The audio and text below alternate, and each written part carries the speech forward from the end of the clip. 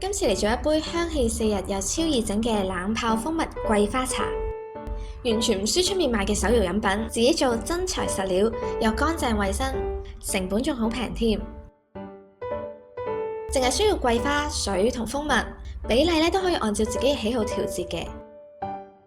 咁我哋就開始整。先將1.5茶匙嘅桂花加入樽裏面，我會用飲得嘅水咧先洗一次，呢個睇個人習慣。將洗嘅水倒咗之後，再加返250ml 左右嘅室溫飲用水，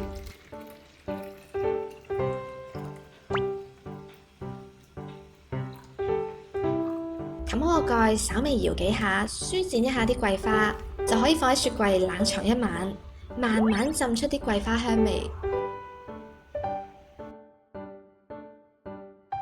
飲之前先落蜂蜜，我加咗大約1湯匙度，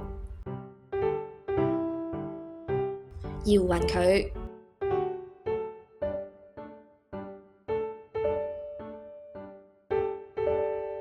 準備一個250ml 嘅杯，同埋一個篩，將桂花茶過篩倒入杯。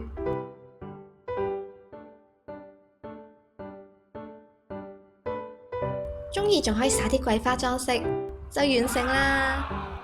好睇、好飲、好清新，非常香嘅一杯特飲。冇加冰，微微凍凍地，而家呢個溫度飲落好完美，大家都可以試下㗎。